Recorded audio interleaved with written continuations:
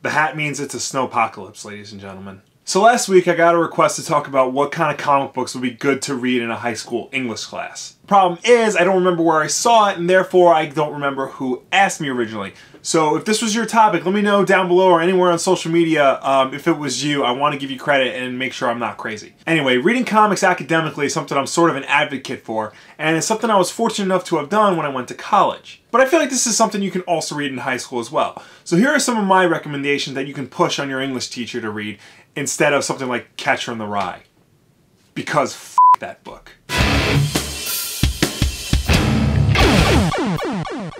First things first, forget about reading anything starring a Marvel or DC superhero. The academic society has long since moved past the point of accepting a mainstream superhero as serious literature. You may get lucky and meet a teacher who will let you read Dark Knight Returns, but that's about it. So forget about All-Star Superman or Bendis' Daredevil or anything like that. Plus, the point isn't to just read your favorite superhero stories, it's about reading and appreciating comic books as a medium. So you're going to want to look for more serious work. And just to put it out there, yes, Watchmen is a good book to recommend, because of course it is. It's the most acclaimed comic book of all time, and chances are your English teacher knows this. They probably just don't want you to read it because they don't want you to think comic books are serious literature. Again, a stigma that we're going to have to try and break here. So what I'm going to do is recommend other books that you might think to suggest. And first up is Ex Machina, written by Brian K. Vaughan and illustrated by Tony Harris. Brian K. Vaughan is of course known for his works like Saga and Why the Last Man, but Ex Machina is just as good as those and surprisingly overlooked for some reason. The story is about a former superhero who becomes mayor of New York after 9/11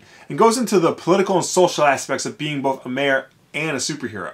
And it's not like a fairy tale style superhero story like you would see in a Superman or Batman book. It gets into some really dark and heavy stuff. Now it's about 54 issues long, but the first 5 tell a pretty standalone story, so you can get away with just reading that in your class. Next is Shortcomings by Adrian Tomine, and if I'm pronouncing that wrong, I sincerely apologize. The book is sort of a day-to-day story about an Asian American male named Ben, who's dealing with the trappings of being a young adult, being an Asian living in America, and just sort of his romantic aspect, like who he wants to spend his life with. It's really funny, it's really personal, it's very insightful too. It gives you a look into a culture struggle that you don't normally see in books that you read in class. Next is Ghost World by Daniel Klaus. This is also a day-to-day story, but about 2 girls and best friends named Enrid and Rebecca. They're kind of like hipsters, but not really the bad kind of hipsters, if you know what I mean. In fact, this story is all about them growing up and moving away from their hipster-like tendencies. Now, I don't want to give too much away, but this is definitely worth checking out, especially since the 2 main characters are in high school at the beginning of the story,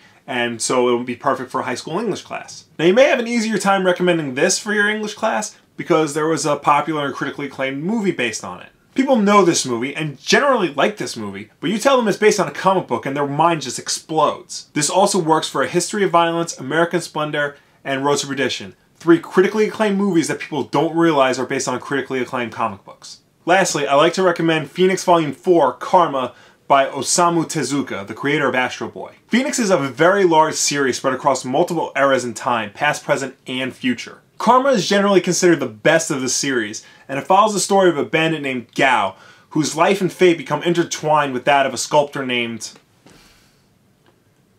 Akanemaru, I think. So as you may have guessed, this is originally a foreign language story. Specifically, it's a Japanese story. Yes, folks, this is a manga, and therefore this probably has the longest shot of being accepted in any sort of literature class. Because if you think regular American comics have a stigma against it, manga makes American comics look like a prom queen. But I feel like Phoenix has the best chance of being taken seriously, especially the Karma story. It doesn't have a lot of the tropes associated with anime and manga, like wild crazy hair, giant robots, big monsters, tentacles, or protagonists, young boys who look like young girls. Plus, the official American language translation is printed from left to right, as opposed to the Japanese way from right to left. So that'll make things a whole heck of a lot easier to read. For the record, publishers, when you translate manga from Japanese to English, it is stupid to preserve the right to left reading style. I will make a whole other video on that, trust me. And lastly, I just want to touch on Art Spiegelman's Mouse. Now this is a book I'm ashamed to admit I've never read,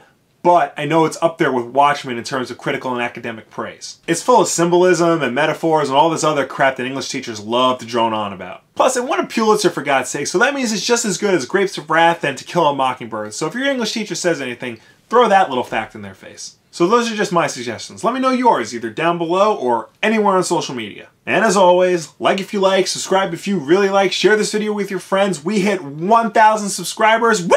Thank you all very much for your support. And as promised, shirtless Neil Patrick Harris. I will see you next time. So why do I think this? Well, for one thing, he looks like Barry Allen. Kinda. More so than the official actors, I would say. Also, he's already played Barry Allen, and it was awesome. I think I just put it all together now.